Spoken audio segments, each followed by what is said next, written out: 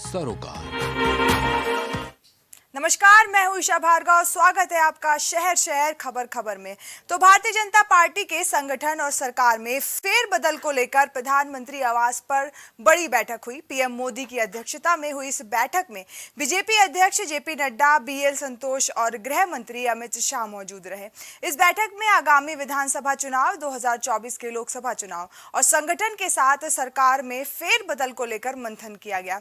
बता दें कि लोकसभा चुनाव से पहले बीजेपी संगठन में बदलाव करने की उम्मीद है। इन बदलावों में केंद्रीय मंत्री धर्मेंद्र प्रधान और भूपेंद्र यादव के नामों की सबसे ज्यादा चर्चा है। सूत्रों की माने तो इन नेताओं को बड़ी और नई जिम्मेदारी मिल सकती है। इसके अलावा गुजरात, कर्नाटक समेत 3 राज्यों में नए प्रदेश अध्यक्षों का ऐलान भी हो सकता है। तो आपको बता दें, बीजेपी में मंथन हो रहा है। वहीं बीजेपी संगठन में आपको बता दें बड़ा बदलाव देखने को मिल सकता है। वहीं संगठन में अब नए जो चेहरे हैं वो भी शामिल हो सकते हैं। तो आपको बता दें, इसको लेकर जो बीजेपी है वो मंथन कर रही है और लगातार बैठकें भी कर रही है। वहीं अब इस बैठक में आपको बता दें बड़े फैसले भी लिए गए हैं। वहीं कुछ नए चेहरे भी आपको बता दें पार्टी में शामिल होंगे। इस खबर पर ज्यादा जानकारी के लिए हमारे साथ विवेक जुड़ चुके हैं। तो विवेक, बीजेपी पार्टी लगातार मंथन कर रही है और बड़े फेरबदल की बात कर रही है, तो कौन से बड़े फेरबदल हो सकते हैं पार्टी में? देखिए, भारतीय जनता पार्टी बात करे तो अपने संगठन में विस्तार को लेकर जो है वो काफी दिनों से चर्चा कर रही है। आज प्रधानमंत्री आवास पे राष्ट्रीय अध्यक्ष जेपी नड्डा, गृह मंत्री अमित शाह, देश के प्रधानमंत्री नरेंद्र मोदी और बीएल संतोष की एक बैठक हुई और आपसी विचार विमर्श के बाद ये तय किया गया कि एनडीए को भी विस्तार दिया जाएगा, भारतीय जनता पार्टी में संगठन को विस्तार दिया जाएगा। और जिस प्रकार से कुल 5 राज्यों में विधानसभा चुनाव है और लोकसभा चुनाव 2024 में नजदीक है, तो भारतीय जनता पार्टी कोई कसर नहीं छोड़ना चाहती है। कर्नाटक के नतीजों के बाद भारतीय जनता पार्टी लगातार मंथन कर रही है, हार पे मंथन कर रही है और कहीं ना कहीं कर्नाटक की हार भारतीय जनता पार्टी को काफी कुछ बदलने पर मजबूर कर दिया है। अगर बात की जाए तो जिस प्रकार से मध्य प्रदेश में विधानसभा चुनाव है, मध्य प्रदेश में काफी अरसे से भारतीय जनता पार्टी सत्ता में रही है। लगभग 2 दशक से लगातार उसकी सत्ता, भारतीय जनता पार्टी की सत्ता मध्य प्रदेश में काबिज है। शिवराज सिंह चौहान वहां के मुख्यमंत्री बने हुए हैं, लेकिन जो सर्वे निकल के आ रहा है वहां कांटे की टक्कर कांग्रेस और भाजपा में भी दिखाई दे रही है। ईशा, मैं आपको बता दूं कि जिस तरीके से लगातार 5 राज्यों में विधानसभा चुनाव है, फिर लोकसभा चुनाव है, अगर बात करें तो जो सरकार है राज्यों में उसमें फेरबदल कम देखने को मिल सकता है, लेकिन जो संगठन है भारतीय जनता पार्टी का उसमें बदलाव देखने को मिल सकते हैं। जो ऐसे इस संगठन में काफी ऐसे बड़े नाम है जो काफी लंबे समय से महासचिव या उपाध्यक्ष बने हुए हैं, उनकी छुट्टी हो सकती है। कुछ ऐसे नाम है जिनको आगे प्रमोट भी किया जा सकता है और उन्होंने काफी अच्छा किया भी। अगर बात करें तो धर्मेंद्र प्रधान का नाम भी चल रहा है कि उनको एक बेहतर जिम्मेदारी दी जा सकती है आगामी लोकसभा चुनाव के समय। जिस तरीके से बात की जाए तो धर्मेंद्र प्रधान उत्तर प्रदेश विधानसभा चुनाव में प्रभारी रहे थे, अच्छा प्रदर्शन किया था। भूपेंद्र सिंह चौधरी की बात करें तो उन्होंने काफी अच्छा काम किया हुआ है। तो इन लोगों को और भी आगे मैं आपको बता दूं कि संगठन में किन नए चेहरों को शामिल किया जा सकता है? नाम किसी का रिवील होकर आया नहीं है, बातें चल रही हैं, ये कवायद चल रही है। सूत्रों के मुताबिक ये चीजें चल रही है कि धर्मेंद्र प्रधान का नाम जो है वो संगठन में आगे आ सकता है, एक बड़े पद पे इनका नाम जो है लाया जा सकता है। लोकसभा चुनाव के अलावा कुल 5 राज्य छत्तीसगढ़, तेलंगाना, मिजोरम, मध्य प्रदेश, हरियाणा, राजस्थान, यहाँ पे चुनाव होने वाले हैं। इन चुनाव को देखते हुए तमाम तरह की जो गुंजाइशें पहले लगाई जा रही थी संगठन में फेरबदल की, उसका होना अब सुनिश्चित मान लिया गया है। प्रधानमंत्री आवास पे बाकायदा बैठक हुई थी और बैठक इसलिए हुई थी कि जो निर्णय लिया गया है उस पर देश के प्रधानमंत्री नरेंद्र मोदी का मुहर लग सके। इसके पहले हम बात करें तो जेपी नड्डा, बीएल संतोष, अमित शाह आपस में विचार विमर्श कर चुके थे, एक बैठक कर चुके थे और इस बैठक में जो नतीजा निकला है उस पे आखिरी मुहर लगाने के लिए प्रधानमंत्री आवास पे ये बैठक थी। हम आपको बता दें कि जिस प्रकार से लोकसभा चुनाव नजदीक आ रहे हैं तो एनडीए के कुनबे में भी विस्तार की बात चल रही है। अगर बात की जाए जिस तरीके से बिहार में हम या मुकेश सहनी की वीआईपी पार्टी को भी एनडीए में शामिल करने की योजना बनाई जा रही है, उत्तर प्रदेश में सुभाषपा को भी एनडीए में शामिल करने की योजना बनाई जा रही है। अंदर ही खाने बातचीत चल रही है। और बता दें कि जिस प्रकार से बड़े चेहरों को हम जिम्मेदारी मिल सकती है इन चुनावों के बीच, जो कि भारतीय जनता पार्टी जरूर जो है लोकसभा चुनाव और 5 राज्यों के चुनावों को देखते हुए ये करने की तैयारी कर रही है। इसके बाद अगर बात करें तो अकाली चुनाव दल आने वाले हैं, जो ये नए चेहरे हैं, कहीं ना कहीं इनसे फायदा हो सकता है आगामी चुनावों में। देखिए, नए चेहरे तो मैं नहीं कहूंगा, ये पुराने चेहरे हैं, ये पुराने चावल हैं जिन्होंने भारतीय जनता पार्टी की डूबती नैया कई बार पार लगाई है। ऐसे में ये चेहरे हनुमान बन सकते हैं विधानसभा लोकसभा चुनाव के लिए भारतीय जनता पार्टी के लिए। और दोबारा से भारतीय जनता पार्टी उन पर विश्वास जता रही है, उनके मजबूत कंधों पर दारोमदार दे रही है, ताकि भारतीय जनता पार्टी को आगामी विधानसभा चुनाव और लोकसभा चुनाव में एक अच्छी बढ़त हासिल हो और केंद्र की सत्ता में नरेंद्र मोदी तीसरी बार हैट्रिक लगाकर प्रधानमंत्री बने। अगर बात करें तो जिस प्रकार से चीजें चल रही हैं, बड़े चेहरे को हम जिम्मेदारी मिल सकती है इसमें। अलग अलग अगर बात की जाए तो मध्य प्रदेश की अगर बात करें तो सबसे बड़ा राज्य होगा लोकसभा के हिसाब से, कुल 29 सीटें लोकसभा की मध्य प्रदेश में है। और विधानसभा चुनाव के अलावा लोकसभा चुनाव पे भारतीय जनता पार्टी का फोकस है। कुछ दिन पहले ही प्रधानमंत्री नरेंद्र मोदी ने मध्य प्रदेश की धरती से यूसीसी की भी वकालत की थी और वहां से अपना चुनावी जो है डंका वहां से बजा दिया था भारतीय जनता पार्टी ने। ऐसे कई तमाम पद केंद्रीय संगठन में खाली हैं जिनमें बड़े चेहरों को अहम पदों पर जिम्मेदारी दी जा सकती है, संगठन में विस्तार किया जा सकता है, ताकि भारतीय जनता पार्टी लोकसभा चुनाव में अच्छी बढ़त हासिल करे और जिन राज्यों में भी चुनाव है विधानसभा चुनाव के, उनमें बेहतरीन प्रदर्शन करके तीसरी बार जो है वो लोकसभा में अपनी बढ़त करके केंद्र में अपनी सत्ता बनाए। जी, तो विवेक, यूपी से कितने ऐसे मंत्री हैं जिन्हें इस संगठन में जगह मिल सकती है? देखिए, अगर बात की जाए तो यूपी सरकार के संगठन में फेरबदल की अभी कोई गुंजाइश नहीं दिखाई दे रही है। हाँ, लेकिन अगर संगठन की बात है तो भारतीय जनता पार्टी के संगठन में फेरबदल की गुंजाइश बताई जा रही है। अंदर ही खाने बात चल के आई है कि जिस प्रकार से धर्मेंद्र प्रधान को अहम जिम्मेदारी मिल जा सकती है। इसके अलावा भूपेंद्र सिंह चौधरी विधानसभा चुनाव में उन्होंने काफी बढ़िया प्रदर्शन उनके नेतृत्व में भारतीय जनता पार्टी ने किया था, इस समय प्रदेश अध्यक्ष है। और पश्चिम यूपी में उनका नेतृत्व काफी अहम हो जाता है, खुद पश्चिम से बिलोंग करते हैं, पश्चिम से आते हैं, पश्चिम की राजनीति को भली बात समझते हैं। तो पश्चिम में जो सपा और रालोद का गठबंधन है उसको टैकल करने के लिए भूपेंद्र सिंह चौधरी का पश्चिम की राजनीति में नेतृत्व करना बेहद जरूरी है। अगर बात करें तो पूर्वांचल में भारतीय जनता पार्टी अपनी कवायद कर रही है कि सुभाषपा को आगे लेकर पूर्वांचल की रणनीति को है वो कायम किया जाए। और जो समाजवादी पार्टी पूर्वांचल में पिछले विधानसभा में आजमगढ़ की 10 सीटें जीत गई थी, इन तमाम चीजों को टैकल करने के लिए भारतीय जनता पार्टी ने अपने संगठन में विस्तार करने की योजना बनाई है। उत्तर प्रदेश के अलावा मध्य प्रदेश, राजस्थान, छत्तीसगढ़ तमाम ऐसे राज्य हैं जहां संगठन में भारी फेरबदल दिख सकता है और कई संगठन में जो खाली पद हैं उनको बड़े चेहरों के द्वारा अहम पद देकर भरा भी जा सकता है, ताकि भारतीय जनता पार्टी का संगठन मजबूत हो, कार्यकर्ता मजबूत हो और ताकि विधानसभा चुनाव से लेकर लोकसभा चुनाव तक भारतीय जनता पार्टी अपना झंडा लहरा पाए। ये भारतीय जनता पार्टी की पूरी कोशिश रहेगी। ईशा, ठीक है, बिल्कुल। इस खबर पर जुड़ने के लिए धन्यवाद विवेक। तो आपको बता दें, बीजेपी में लगातार मंथन का दौर जारी है। वहीं अब इस मंथन में आपको बता दें नए चेहरों को जगह मिल सकती है। वहीं जो ये चेहरे हैं वो आगामी लोकसभा चुनाव में उन्हें कितना फायदा पहुंचा सकते हैं, कितनी बड़ी जीत दिला सकते हैं, ये देखना होगा। वहीं प्रधानमंत्री नरेंद्र मोदी के भोपाल में यूनिफॉर्म सिविल कोड पर दिए गए बयान के बाद फिर से इस मुद्दे पर सत्ता और विपक्षी दलों के बीच संग्राम छिड़ गया है। कांग्रेस, जेडीयू, आप समेत कई विपक्षी दलों के नेताओं ने इस पर सवाल खड़े किए हैं। बीजेपी ने भी विपक्ष पर पलटवार करने में कोई कसर नहीं छोड़ी। वहीं अब ऐसे में मुद्दों को लेकर राजनीति जोरों पर है। समाजवादी पार्टी की ओर से यूपी के संभल से सपा सांसद डॉक्टर शफीकुर रहमान वर्क ने इस मुद्दे पर कहा कि सरकार के कुछ भी तब्दील करने के बाद भी मुसलमान अपने मजहब पर ही रहेगा।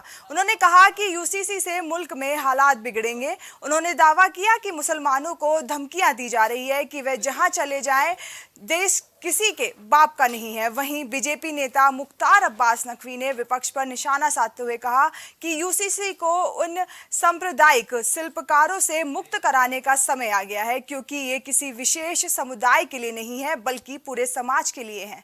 तो आपको बता दें, लगातार यूसीसी को लेकर जंग छिड़ी हुई है। वहीं जो पक्ष है वो इसका समर्थन, जो सरकार है वो उसका समर्थन करती नजर आ रही है, वहीं विपक्ष इसके विरोध में नजर आ रही है। इस खबर पर ज्यादा जानकारी के लिए हमारे साथ सुहानी जुड़ चुकी है। तो सुहानी, लगातार यूसीसी के मुद्दे को लेकर पक्ष विपक्ष जो है बयानबाजियों का दौर शुरू कर चुका है। जी ईशा, आपको बता दें कि यूसीसी यूनिफॉर्म सिविल कोड जो है वो प्रधानमंत्री मोदी जो भोपाल में अपने एक बयान में उन्होंने कहा कि यूसीसी यूनिफॉर्म जो है हमारे देश में लागू होना चाहिए, क्योंकि ये एक समान अधिकार है और हमारे संविधान आर्टिकल 44 में भी ये लिखा हुआ है कि सबको जो है भारत में समान अधिकार नागरिकता मिलना चाहिए। और इसको लेकर अब प्रधानमंत्री मोदी जो है लागू करने के लिए बात छिड़ दिए है। और इस बयान से आपको बता दें ईशा की पूरे जो है भारत में जो विपक्ष पार्टी है, पूरे राजनीतिक पार्टियों में एक बहुत एक भूचाल सा आ गया है। और उनका साफ तौर पे कहना है कि ये सब लाने के लिए जो बीजेपी सरकार है, पूरा लोकसभा चुनाव को देखते हुए उनका एक एजेंडा है। वो चाहते हैं कि 9 साल के कार्य से जो जनता खुश नहीं है और यूसीसी यूनिफॉर्म सिविल कोड ला के जनता को ये भरमाना चाहते हैं और अपने लोकसभा चुनाव के लिए ये उनका एक नया एजेंडा है। वो आपको बता दें ईशा कि इसमें तमाम जो विपक्षी दल है उनका यही कहना है कि जो बीजेपी सरकार है वो जब भी चुनाव आता है कोई ना कोई ऐसा मुद्दा लेकर आती है जिसे वो जनता के बीच में खुद को बनाना चाहती है। जैसे बात करें राम मंदिर का हो गया, 370 हो गया, 3 तलाक, ऐसे तमाम जो मुद्दे थे, नया कानून जो बीजेपी सरकार लाई। अब वो सबसे बड़ा मुद्दा जो है हमारे देश का सबसे बड़ा समान अधिकार, कहीं ना कहीं ये बात सही भी है ईशा, क्योंकि हमारे संविधान में भी दिया गया है कि 44 आर्टिकल में दिया गया है कि सबको समान अधिकार मिलना चाहिए। अब वही प्रधानमंत्री मोदी भी अब कह रहे हैं कि अगर एक देश है तो एक कानून बनना चाहिए। लेकिन बात करें धर्म के अनुसार तो जैसे आपराधिक मामले में तो हमारा कानून एक है, लेकिन जैसे धर्मों के अनुसार देखा जाए तो मुस्लिम धर्म के लिए, हिंदू धर्म के लिए, आदिवासियों का हो गया, क्रिश्चियन के लिए, सभी धर्मों का अलग अलग अपना रीति रिवाज होता है, अलग अलग कानून होता है। मान लीजिए प्रॉपर्टी का ट्रांसफर होना हो, चाहे तलाक का ट्रांसफर हो, चाहे बच्चे की गोद लेने की व्यवस्था, तो अलग अलग कानून हमारे देश में बनाया गया है। लेकिन अब वही मोदी सरकार का साफ तौर पर कहना है कि अगर हमारा देश एक है, हमारा घर एक है, तो कानून भी एक होना चाहिए। तो सुहानी, जैसा आपने कहा कि जैसे ही आगामी चुनाव आते हैं या कोई भी चुनाव आता है तो जो बीजेपी सरकार है वो कोई ना कोई मुद्दा लेकर आ जाती है, जैसे 3 तलाक हो गया या फिर अब यूसीसी का मुद्दा। तो क्या ऐसे यूसीसी के मुद्दे से 2024 के चुनाव में बीजेपी पार्टी को कोई फायदा मिलेगा? जी बता दें आपको ईशा की फायदा मिले कि तो आगे वो देखा जाएगा, लेकिन क्या होता है लोकसभा चुनाव में। लेकिन जो विपक्ष है वो ये दावा कर रही है कि जब भी कोई चुनाव आता है, बड़ा चुनाव आता है, तो जो बीजेपी सरकार है कोई ना कोई मुद्दा लेके आती है, लेकिन ये नहीं देख रही है कि इस समय जो देश की स्थिति है, अर्थव्यवस्था है, जैसे महंगाई, बेरोजगारी चरम सीमा पे है, उन सब चीज़ों के लेकर मुद्दा नहीं उठाती है, ना उसके बारे में कोई फैसला करती है। लेकिन बात करें ईशा तो विपक्षों का यही मानना है कि ये बीजेपी का एक नया एजेंडा है और वो जो जनता को भरमाना चाहती है, इसलिए जो यूनिफॉर्म सिविल कोड लेके आ रही है। वही आप बात करें आम आदमी पार्टी जो कि हाल में ही अध्यादेश को लेकर विपक्षों से समर्थन मांग रही थी, लेकिन वही अब जो इस यूनिफॉर्म सिविल कोड को लेकर जो आम आदमी पार्टी है वो कहीं ना कहीं बीजेपी को समर्थन करते हुए नजर आ रही है। उनका ये भी कहना है कि अगर यूनिफॉर्म सिविल कोड हमारे देश में लागू होना चाहिए, क्योंकि हमारे संविधान में भी ये दिया गया है कि समान नागरिकता और समान अधिकार होना चाहिए। तो कहीं ना कहीं जो है ये देखा जा रहा है कि आम आदमी पार्टी और बीजेपी जो है इस कानून पे समर्थन देते हुए और देश में लागू होना ही चाहिए। लेकिन और भी अन्य जैसे समाजवादी पार्टी से हो गया, जैसे तमाम विपक्ष पार्टी है, कांग्रेस है, इस पे सवाल खड़ा कर रही है कि आखिर क्यों बंटवारा करना चाहते हैं, क्यों ऐसे हमारे देश में मतभेद लाना चाहते हैं, क्योंकि आदिवासियों का भी कई ऐसे रीति रिवाज है, उन्होंने भी इस पे सवाल उठाया। वही समाजवादी पार्टी के जो डॉक्टर बर्क है, उन्होंने भी इस पे सवाल उठाया कि ऐसा क्यों करना चाह रहे हैं, हमारा देश है, अगर बीजेपी ये कानून लाती भी है तो हम इसको उनको नहीं मानेंगे, हम अपने ही कानून पे चलेंगे, क्योंकि वो हमेशा अपने विवादित बयानों में बने रहते हैं और उन्हें हर मुद्दे पर ऐसा बयान देते हैं। तो उनका बात कीजिए, वहीं जो बीजेपी के सांसद हैं उन्होंने इस पर सवाल उठाया कि हम चाहते हैं कि शिल्पकारों को मुक्त किया जाए, ऐसा ना हो कि जो तबके के छोटे तबके के लोग हैं उनको अलग अधिकार मिले और जो बड़े लोग हैं उनको अलग अधिकार मिले। तो समान अधिकार, देश एक है तो समान अधिकार भी मिलना चाहिए, समान कानून भी होना चाहिए। इसके लेकर जो बीजेपी सरकार जो नई पहल कर रही है कुछ हद तक सही है, लेकिन जो मुसलमान पक्ष के लोग हैं, जो आदिवासी पक्ष के लोग हैं, वो इस पर ज़्यादा आपत्ति जता रहे हैं, क्योंकि इनका ये कहना है कि जो हमारा धर्म और संस्कृति है वो सदियों से चला आ रहा है और इसमें हम बदलाव नहीं चाहते हैं। मुसलमानों का साफ तौर पे भी कहना है कि हम इसमें अगर कानून आएगा भी तो हम इसमें बदलाव नहीं करें। तो इस तरह से बयानबाजी जो है, कहा यूसीसी समान अधिकार के लिए है, ये समान अधिकार के लिए यूसीसी लाया जा रहा है, तो क्या कुछ वजह है जिसकी वजह से विपक्ष पार्टी इसको लेकर सवाल उठा रही है? जी ईशा, आपको बता दें कि यूनिफॉर्म सिविल कोड जो है एक समान अधिकार और हमारे देश में एक समान अधिकार, चाहे छोटे तबके को, चाहे आदिवासी, चाहे नीचे जात को, सबको एक अधिकार लाने के लिए कानून लाया जा रहा है। वही विपक्ष जो है उनका ये कहना है कि सबका धर्म अलग अलग होता है, सबका रीति रिवाज अलग अलग होता है, अधिकार एक होना चाहिए, लेकिन जो धर्मों में जो परिवर्तन, जो कानून आ रहा है वो सही नहीं होगा। इसलिए विपक्ष पार्टी जो है वो बीजेपी पे सवाल कर रही है और वही तमाम उनका ये भी कहना है कि लोकसभा चुनाव आ रहा है, इसके लिए बीजेपी जो है एक एजेंडा लेके आ रही है। बीजेपी को ये नहीं दिख रहा है कि जो 9 साल में उन्होंने काम अच्छा नहीं किया, 9 साल में उनका काम से जो जनता खुश नहीं है, उसको लोगों को भरमाने के लिए, लोगों को अपने मुद्दे से हटाने के लिए ये कानून लाना चाह रहे हैं। तो इस प्रकार से जो विपक्ष है लगातार इस पे बयानबाजी कर रहे हैं और केंद्र सरकार पे निशाना भी साध रहे हैं। जी बिल्कुल। इस खबर पर जुड़ने के लिए धन्यवाद सुहानी। तो आपको बता दें, समान कानून की बात हो रही है, वहीं एक तरफ जो विपक्ष पार्टी है वो इसको लेकर लगातार बयानबाजी कर रही है। भीम आर्मी चीफ चंद्रशेखर आजाद पर जानलेवा हमला करने के मामले में पुलिस ने हमलावरों की कार बरामद कर ली है। 4 संदिग्धों को भी हिरासत में ले लिया गया है। वहीं जिनसे पूछताछ की जा रही है वह सहारनपुर के देवबंद थाने में भीम आर्मी के पदाधिकारी और चंद्रशेखर के साथ ही मनीष कुमार की शिकायत पर केस दर्ज कर लिया गया है। दर्ज केस में हत्या के प्रयास के साथ साथ SCC/ST एक्ट भी लगाया गया है। दूसरी ओर भीम आर्मी चीफ चंद्रशेखर पर हमले को लेकर विपक्ष कानून व्यवस्था को लेकर सरकार पर हमलावर हो गई है। वहीं आज आजाद समाज पार्टी लखनऊ में धरना देगी। 1 बजे परिवर्तन चौक पर यह धरना प्रदर्शन होगा, आपको बता दें, और कार्यकर्ता राज्यपाल को संबोधित ज्ञापन भी सौंपेंगे। तो इस खबर पर ज्यादा जानकारी के लिए हमारे साथ विवेक जुड़ चुके हैं। तो विवेक, भीम प्रमुख जो हैं उनके ऊपर इतना बड़ा हमला हुआ है, प्रशासन की कहाँ एक बड़ी लापरवाही देखने को मिल रही है इसमें?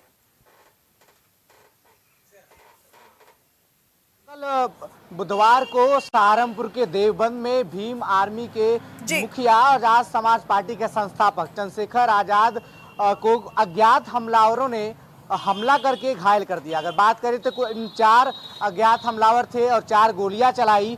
चंद्रशेखर आजाद के कार के शीशे टूटे। चंद्रशेखर आजाद के पेट से गोली छूकर निकली। डॉक्टरों ने फिलहाल उनकी हालत को सामान्य बताया है और कहा है कि घबराने की कोई बात नहीं है। गोली उनके पेट को छूकर निकली है, लेकिन जिस तरीके से उनका उपचार लगातार सहारनपुर जिला अस्पताल में किया जा रहा है, उनके हेल्थ में सुधार आ रहा है। अगर बात की जाए तो चंद्रशेखर ने कल शाम को एक वीडियो भी जारी किया जिसमें उन्होंने अपने कार्यकर्ताओं से शांति बनाने की अपील की और कहा कि संवैधानिक तरीके से वो अपनी लड़ाई को जारी रखेंगे। कोई भी कार्यकर्ता आक्रोशित ना हो, ना ही कोई हिंसात्मक कार्रवाई करे, ऐसा वीडियो में उन्होंने संदेश दिया अपने कार्यकर्ताओं को। इसके बाद अगर बात करें तो उस कार को भी बरामद कर दिया गया है। हरियाणा का रजिस्ट्रेशन नंबर उस कार पे है और 4 हमलावरों को जो है वो गिरफ्तार भी कर दिया। बाकायदा उन पर SC/ST एक्ट की तरफ मुकदमा दर्ज किया गया है।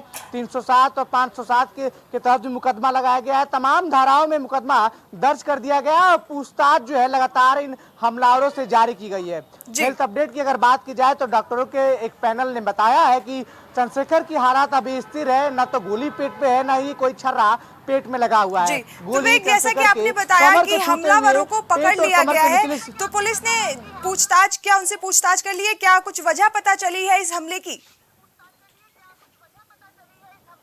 देखिए, पूछताछ अभी शुरू होगी, पूछताछ जारी है और पूछताछ के बाद ये पुलिस कोई अपना बयान पेश करेगी। अगर बात की जाए तो जिस प्रकार से चंद्रशेखर आजाद के हमले के बाद से उत्तर प्रदेश सरकार की कानून व्यवस्था पर तमाम विपक्षी पार्टियों ने तंज कसा, चाहे वो शिवपाल सिंह यादव हो, चाहे वो राष्ट्रीय लोकदल हो, सभी ने तंज कसते हुए कहा कि उत्तर प्रदेश में आम इंसान के अलावा प्रदेश का विपक्ष भी सुरक्षित नहीं है। अपराधी बेखौफ होकर घूम रहे हैं और अपनी वारदात को अंजाम भी दे रहे हैं। ऐसी कयास भी लगाए जा रहे हैं कि सहारनपुर चंद्रशेखर आजाद से मिलने साक्षी मलिक और बजरंग पुनिया भी जा सकते हैं। अब देखने वाली बात होगी कि जो खिलाड़ी लगातार प्रदर्शन कर रहे थे ब्रिजभूषण सिंह सरन के खिलाफ, चंद्रशेखर आजाद ने समर्थन भी किया था, उनसे मिलने ये लोग जा सकते हैं। तो ये भी एक बड़ी खबर निकल के सामने आ रही है कि साक्षी मलिक और बजरंग पुनिया दोनों चंद्रशेखर आजाद से मिलने, उनका हालचाल लेने सहारनपुर के जिला अस्पताल में जा सकते हैं। ईशा जी, तो एक जैसा आपने बताया, साक्षी मलिक और जो बजरंग पुनिया है वो उनसे मिलने भी जा सकते हैं। साथ ही आजाद समाज पार्टी भी लखनऊ में आज धरना देने वाली है।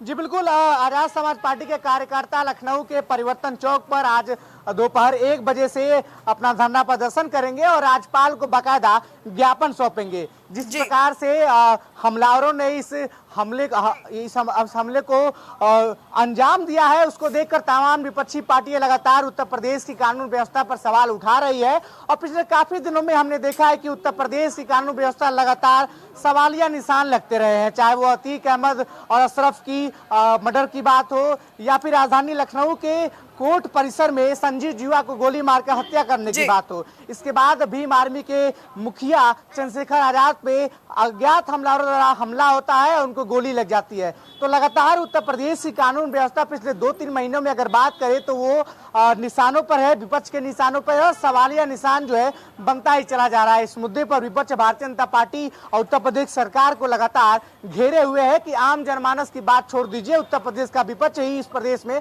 सुरक्षित नहीं है। इसके बाद अगर बात की जाए तो जिस प्रकार से लगातार कार्यकर्ता अलग अलग जगहों पे जा रहे हैं, राजधानी लखनऊ में भी उनका विरोध प्रदर्शन है, राज्यपाल को ज्ञापन देंगे और प्रदेश के अलग अलग सूबे में कार्यकर्ता लगातार इस बात को उठा रहे हैं। सहारनपुर जिला अस्पताल के बाहर कल शाम से ही कार्यकर्ताओं का जमावड़ा लग गया और भारी मात्रा में आजाद समाज पार्टी के कार्यकर्ता अपने मुखिया के हालचाल लेने के लिए पहुंचे हुए हैं। जी, तो वे इस धरने में कौन से ऐसे बड़े नाम हैं जो शामिल हो सकते हैं? देखिए, कार्यकर्ता आजाद समाज पार्टी के कार्यकर्ता की बात करें तो लखनऊ के जिला अध्यक्ष की अगुवाई में सभी कार्यकर्ता यहां पे उपस्थित होंगे, अपना विरोध दर्ज कराएंगे, प्रदर्शन करेंगे। इसके बाद राज्यपाल को ज्ञापन देने के लिए निकल जाएंगे। आजाद समाज पार्टी के सभी कार्यकर्ता इसमें उपस्थित होंगे। जिला अध्यक्ष से लेके प्रदेश स्तर तक के भी कार्यकर्ता यहाँ शामिल होने की उम्मीद जताई जा रही है और एक बड़ा प्रदर्शन अपने पार्टी के मुखिया के समर्थन में करेंगे। जी बिल्कुल, इस खबर पर जुड़ने के लिए धन्यवाद विवेक। तो आपको बता दें, भीम आर्मी चीफ पर जो हमला हुआ है उसको लेकर जो लगातार विपक्ष है, वो जो सरकार है उस पर लगातार हमले कर रही है। आपको बता दें, लगातार वो हमला कर रही है पक्ष पर, सरकार पर, और कह रही है कि ये प्रशासन की एक बड़ी लापरवाही है। हमारी इस खास पेशकश में फिलहाल के लिए बस इतना ही। देश और दुनिया की तमाम खबरों के लिए बने रहिए प्राइम टीवी के साथ। नमस्कार।